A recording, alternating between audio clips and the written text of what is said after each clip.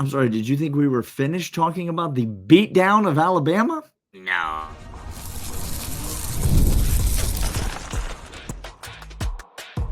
You are Locked On Bulldogs, your daily podcast on the Georgia Bulldogs. Part of the Locked On Podcast Network, your team every day. Welcome back, everybody. This is Locked On Bulldogs, part of Locked On Podcast Network, your team every single day. Today's episode is brought to you by Game Time. Down the Game Time app today from Locked On College 20 off. More on them in a moment. As you can see, if you're over on YouTube, down below us, lockedonbulldogs.supercast.com. More on that coming in a second. I'm just here to tell you, it's very exciting stuff. Today's episode is this threefold. Welcome to the number one sports podcast nation in the entire world. That is Locked On. Locked On Bulldogs is where you get your number one source of Georgia content every single day. He is Daniel. I am Clint. Together we are Locked On Bulldogs. Talking about three things today. Talking about one, the Bama beatdown. The not just sort of win, the gargantuan landslide of a win. We're going to talk about just how big of a margin it really was. Points do tell a story, but how you get those points and how Kirby controls a game is really important. Two, talk about some unsung heroes, names from the SEC championship game that we're going to name names. We're going to name names because there's a lot of them. And then three, I'm going to ask Daniel to pontificate. Oh, that's what I do best. Where this team is emotionally with him, in his heart, in his corazon, where they sit, and how he feels about them for the rest of the season. But let's begin here. The historic beatdown of Alabama. If you look at Parker Fleming over on X, great guy, does a lot of statistician type things, a lot of analytics, much like Dawgs stats. We love him to death. He does a how bad did we get beat metric, basically taking the expected yards per play, points per play, expected yards, some analytics, some advanced metrics that how efficient you are on explosive plays, offensive, defensive play, net yardage, expected points per play, and then takes the score of the game and says, a point that you get, is it really like, did you barely eke it out? Was it hard? Was it 3 yards here? And then says, hey, should you have won or should you not have won? So a team like Indiana actually didn't have as good advanced metrics against Ohio State. Ohio State lost, but Ohio State was compelling explosively and efficiently on the ball. And so it actually is flipped. It's inverted. I see. The graph. Alabama fans will be familiar with this based on the Oklahoma game where they won the national championship of gaining more yards than Oklahoma in a losing effort. Oh, no. See, you are familiar with it, Bama fan. Yeah. Georgia's how bad did we beat them metric? How bad did we beat them, Clint? Was one of the tops, not only of conference championship, but tops in the entire season for Georgia. Oh, no. So this beatdown of Alabama. We beat them as bad as we beat anybody. We beat Alabama worse than we beat any team this year. It wasn't just that we beat them. It was how we beat them. It was the controlling nature of the game. It was the running game. It was the offensive line. It was the defensive line. It was the negative yardage. It wasn't even Ty Simpson being effective or efficient throwing deep. It was even when they did have a, quote, explosive play, those explosive plays were mitigated and small and held and contained. It was a drubbing, an anaconda wrapping around Kalen DeBoer in a black hoodie and suffocating him so much that he had nowhere to go. Oh, no, the black hoodie. Daniel. What are we going to do about the black hoodie? Defensively, defensive backs, turnovers, special teams, literally every category you can measure, Georgia thumped Alabama in the biggest game of the year. Do you know Kirby Smart not very good against Alabama? I don't know. Are you aware of that? Have you heard this before? Have you heard? He doesn't fare well against the Crimson Tide. Sure. He's kind of outclassed, I've been against Alabama. Not really up to the challenge, kind of in his head. Yeah. If you will.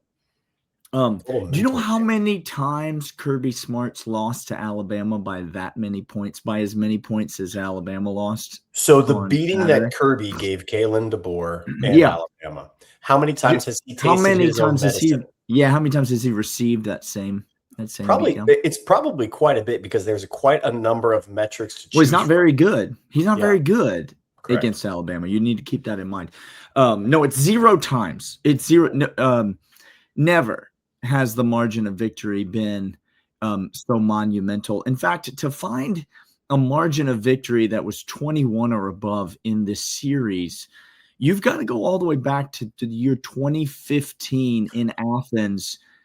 I think Alabama fans are going to remember that game. I think Georgia fans are going to remember that game.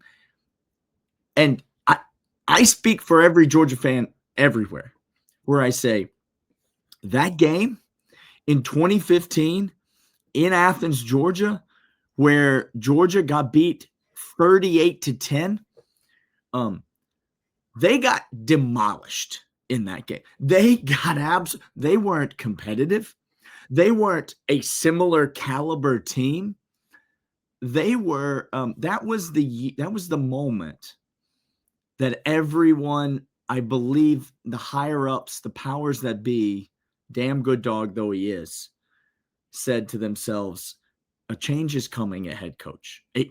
We can no longer do this Mark Richt thing over and over and over again. And so Alabama fans, how you felt about that game, imagine that feeling, except it's in the SEC championship game. Except it's on the most important, because again, you could say, hey, we got in no matter what. No. This game was the punctuation. You got in. Good for you. Mm-hmm.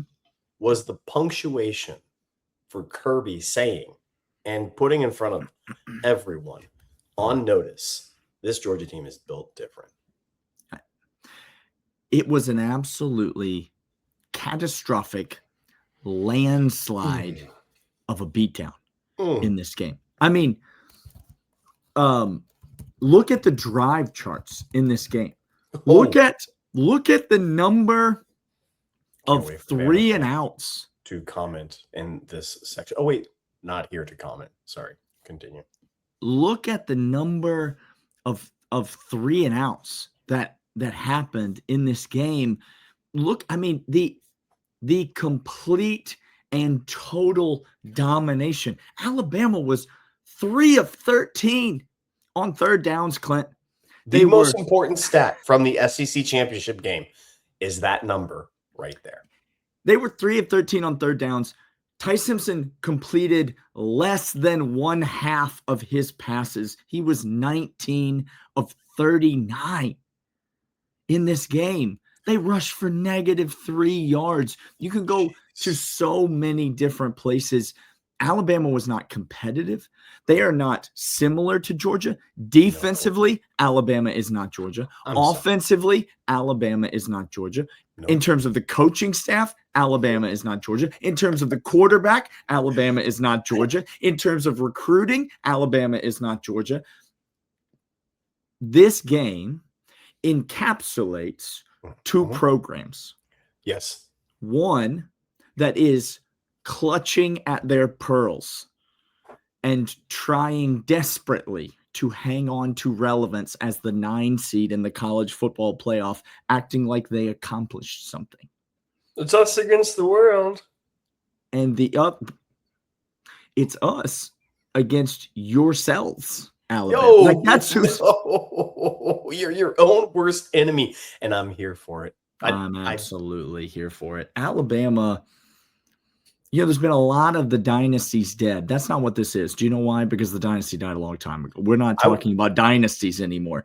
We're now talking about We're now talking about a pseudo-relevant program that proved they're not really pseudo-relevant anymore. What was that movie that the main character was like basically like left for dead, and he got some sort of vial. It was like a plunger that they stuck into his leg, and he like got all hopped up, and he went the whole movie with like hopped up on energy, this like huge burst of chemical thing they just pumped in. And then near the end, he's like, oh, it's fading and I'm done. And he just like, collects. That's Alabama. Sure. Yeah. Like you were propped up artificially. It's a weekend at Bernie's situation. It's your classic weekend at Bernie's situation. Kalen DeBoer in a black hooded sweatshirt, wearing sunglasses, his neck's kind of flopping around. And somebody clip that. They're just bringing him. They're bringing him out there. I'm not a dang person listening to this that knows what Weekend at Bernie's is, but can we please? I'm here for all of it. We got a lot more that we want to discuss with you, but first, these. Oh, Daniel, and these are in fact Omaha Steaks. Omaha Steaks, fantastic. Gift giving the season is here. You don't want to be left empty-handed without a great way to give gifts, and Omaha Steaks is here to deliver. Hosting, gifting, delivering the world's best steak experience right to your door. Gets even better. Locked On College listeners get an extra $35 off with promo code COLLEGE with the Sizzle All the Way sale. Huge way, 50% off site-wide. Omaha Steaks. It's easy to give gifts, show up, frozen, packaged beautifully, easy and ready to cook. And there's so many options, from filet burgers, comfort meals, sides, desserts. You can build a box for anybody. Save big on gourmet gifts. More holiday favorites with Omaha Steaks. Visit omahasteaks.com. 50% off site-wide during the Sizzle All the Way sale, and extra $35 off. Use promo code COLLEGE at checkout. Terms apply. See site for details. That's omahasteaks.com, code COLLEGE. But that's not all, Daniel. Our friends over at Georgia Access are here giving the people what they need. If your health needs have changed, if your family needs have changed, Georgia has got you covered. Georgia Access is our state's marketplace for Georgians to compare, apply, and enroll in health insurance plans that offer the best value for their individual needs. Open enrollment is happening now. Visit georgiaaccess.gov today. Georgia Access Health Insurance for Georgia by Georgia.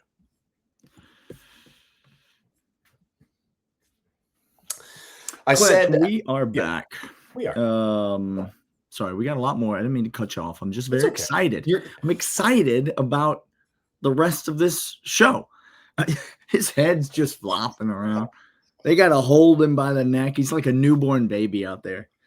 LockedOnBulldogs.supercast.com. There was some confusion about this yesterday. So let us clarify. Here's the lead story. Nothing about the Locked On Bulldogs podcast is or will ever change. Clint and I are here every single day to deliver a podcast on Spotify, on Apple Podcasts, wherever you listen to your podcast, also over on YouTube. All of that will always be free. It's never changing. It's not going to become a subscription service. That's not what this is. This is simply an opportunity. If you're a big fan of the show, if this is part of your everyday routine and you want to make it a little bit easier on yourself, you want to gain some extra perks, this is a way for you to do that. LockedOnBulldogs.supercast.com. Clint, there's 2 tiers somebody could sign up for. Look, explain to them what the first tier would entail. Here's what the first tier is. $5 a month, you get ad-free, no interruption podcast delivered straight to you. That's the biggest thing that you're going to get. The second tier is this. Second tier, $15 a month. You're going to get not only ad-free, you're going to get 15% off merch. You're going to get Daniel and I texting with you, and you're going to get a newsletter as well as bonus content. We're going to tell you whether we hear something, we got news, we got information. We're going to get bonus content. Again, we're going to bring it to you here, but more access, more transparency, more inside with us. That's what you're getting. I just can't believe every time I hear you say it that there's a you texting with us feature to this, and that's going to be desirable for somebody. Somebody's going to. They've asked to be on a text thread during game day. I'm just letting you all know. We like our jobs. We want you to respect us. That's so you won't join Daniel and I's text thread for game day. We will text you during game day. We will give you the behind the scenes access. None of that is mandatory. All of that is just if you're interested. We want to throw it out there and give people an opportunity. Already had several of you sign up. And so if you're interested, you can join the party, lockedonbulldogs.supercast.com. That's lockedonbulldogs.supercast.com. Clint. Okay. Yeah. Some unsung heroes. Oh. Okay. Let's talk about your first kind of under the radar guy who really made a significant contribution in this football game? Okay. I have a couple of nets, but I just want to start with this. As we open this segment, I just want to start with, if I were to tell you weeks ago, hey, not only would you not have Colby Young in this game again. Okay. Yeah. But Noah Thomas would be hurt during warmups. Yeah, no, he ain't doing anything. He ain't going to contribute at all. That the second best running back on this team couldn't go save for one carry. Oh no. That the most steadfast offensive lineman the entire year. Yep. Wouldn't be playing. No, he dead and gone. That our star, okay, who has not He's been still spoken going. about. He's still going. I'm still going. Jonah Aguero not playing. And what if I was to tell you that again from earlier on this season, we would have Jordan Hall not playing in the SEC championship. I don't know if I listed all of those to you.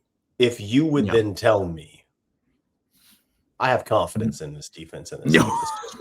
I would have said 2 wide receivers like that, offensive lineman, running back, defensive lineman, and I'm sorry, the guy. I'm finally getting my answer. The guy who took over Janelle Aguero's place, Dinkins. Oh yes, here we go. Who here we go. We saw earlier in the year, and I don't want to call Kirby a prophet. Like, I don't want to say that. I don't want to say this man has some sort of mystical gift, magi, if you will. Like, I'm okay.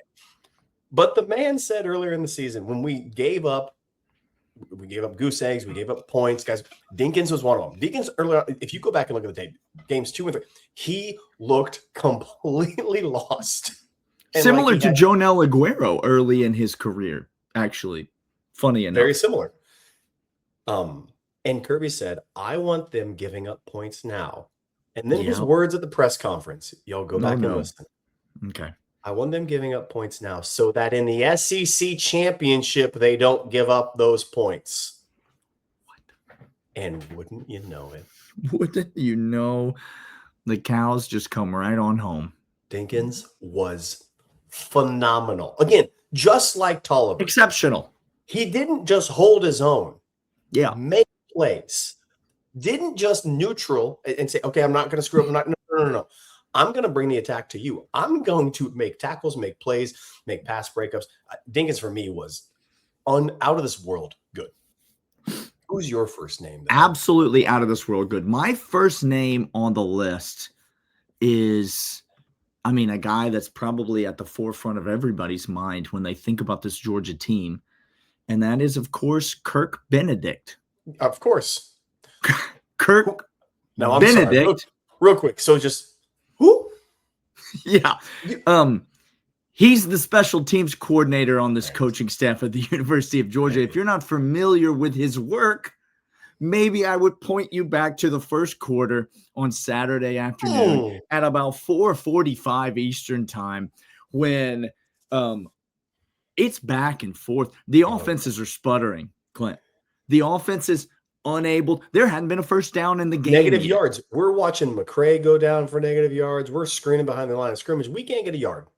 It's not looking great. And then all of a sudden, Kirk Benedict, Kirby Smart says on SEC Nation or some nonsense that morning, special teams play is probably going to be the thing that decides this game. Well, he was dead wrong about that. We would have won handily even without this special teams play, Kirby. But Kirk Benedict steps up.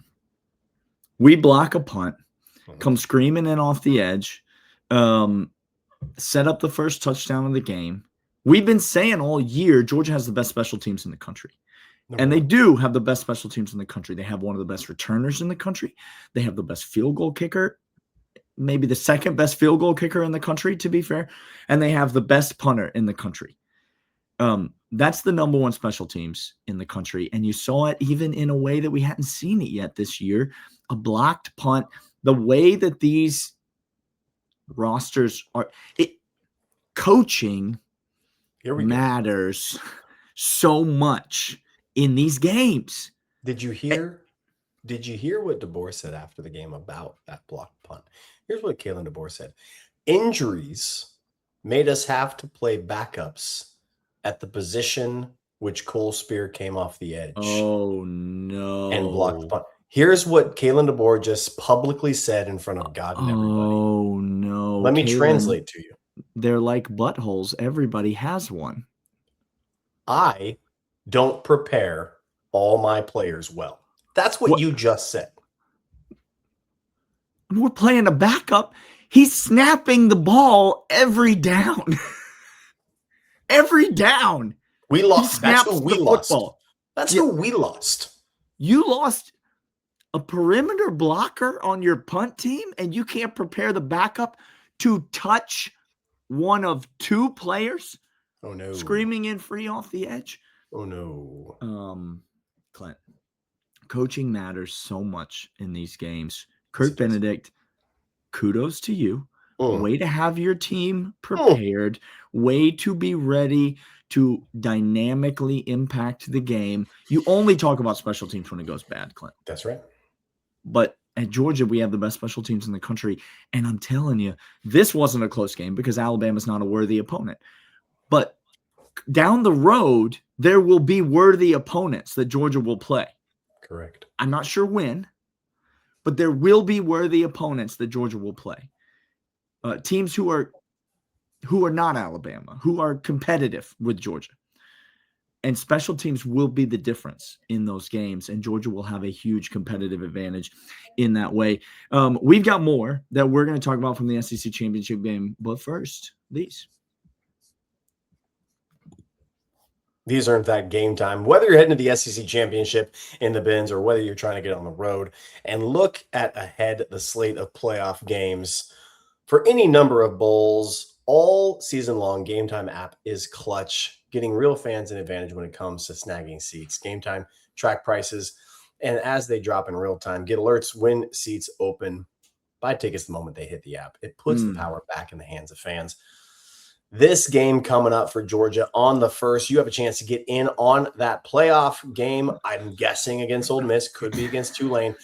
And Game Time is going to go ahead and get you into it. You get the view from the seat as well as all the prices. You don't have to worry about anything catching up to you later and being a surprise. View from the seats right in the app. Game Time has you covered. Take a guesswork at buying Game Time or tickets over at Game Time, whether it's for a match, a concert, or event. Download the Game Time app, create an account, use promo code LOCKEDONCallers, $20 off your first purchase. Terms apply. Again, download the app, make an account, use code LOCKEDONCallers, $20 off. Swipe, tap, ticket, go. Game Time. All right, Clint, you got any more unsung heroes, or where do you want to go next in discussing this SEC championship game? Look, I know it wasn't impressive stat line, but Josh McCray kept falling forward and kept downs manageable. Like, it's not a fun, sexy stat. Frazier certainly had more impressive yards, but there were a couple of times that I genuinely thought McCray was going to get stonewalled at the line of scrimmage, and he pushed forward. And 2 or 3 yards in crucial situations. Critical moments. It adds Absolutely. up. It adds up. And thrust into the backup role, like with Chauncey Bowens not being 100%, obviously, not being ready to go in this game. I thought Nate McCray played exceptionally well. Yep. I want to once again, it's not necessarily from this game. Okay.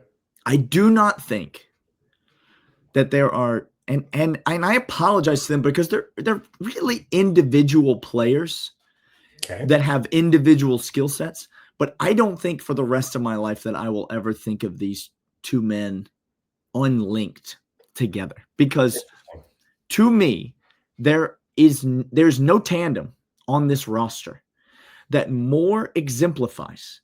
You mentioned, how am I feeling about this team now that we're 13 games into the season? There are no two players on this roster that more exemplify this 2025, now soon to be 2026 Georgia football team than Gabe Harris and Quintavious Johnson. These two guys, to me, Clint, represent everything that is good about this Georgia football team. They have gotten so much better week after week after week after week, and they continue to improve, and they continue to dominate games. Late in the season, critical matchups. We were talking about legitimate liabilities on this roster that are now objective strengths.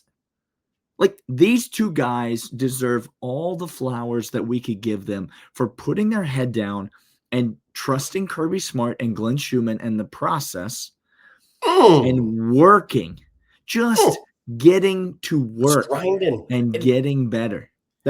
So to me, those are the guys I want to focus on. Okay, look, last year's defense is not something I really, really want to talk about, but quickly, I'm trying to juxtapose something here.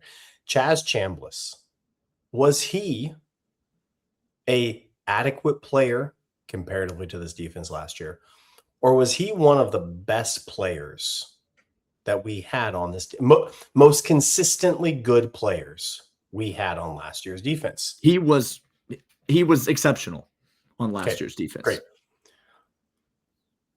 Gabe Harris, and Johnson, are they worse, the same, or better than Chaz Chambliss?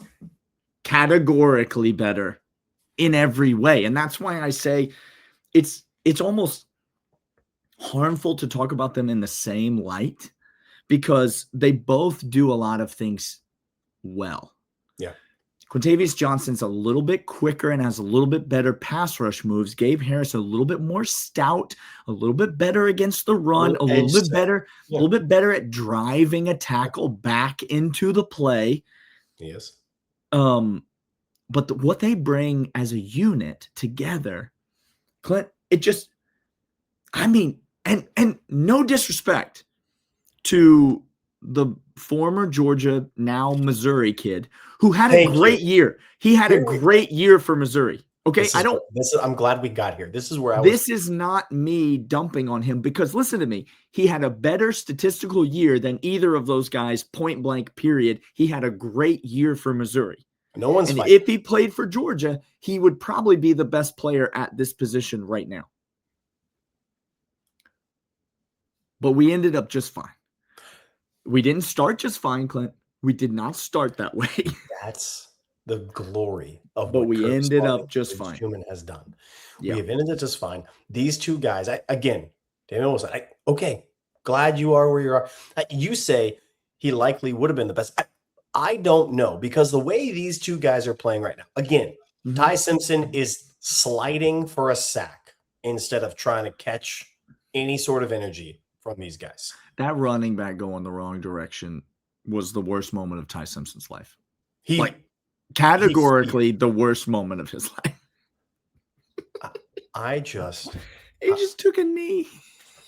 He said, nope. Except in the most pathetic way possible, where he literally just stiffened up and fell backwards. It was like a kid who didn't want to go to school. That was just like, fine, I'm going to sit on the ground. Try to pick me up. I'm just going to stay here. I'm heavy as a log. I'm not putting my socks on, coach. It was absolutely a shellacking, and the defensive line. These guys, how I feel about this team, Daniel. Tell me. We are the best team in the nation, the best team in the playoff. Oh, God. And there's no one that comes close to us right now. We have to go execute. We have to go perform, and we got to stay hungry, which again, hey, Notre Dame, why don't you get a coach? By the way, Marcus, every credibility that I've ever gone, you will never hear me speak good about you again in my life, because Kirby out here saying, we're getting off the floor. I don't care. We like football. Oh, Florida State, you want to opt out? Fine. We're just going to ram it down your freaking skull for 4 quarters. Like, this is who we are as a team. This is who Kirby is. And now, ladies and gentlemen, he's got the players developed in such a way that ain't no one stopping us. No, I mean, listen, this is Georgia's playoff to lose. Yes. It's going to be now they might lose it. You got to go again. They might lose it. Go perform. But it's Georgia's playoff to lose. It's going to be a really fun month of December. He is Clint. I am Daniel. LockedOnBulldogs.supercast.com. That's the site that you're going to go to if you want to sign up for the everyday or the all access. And Clint and I will be back tomorrow, and we'll see you guys then. See ya.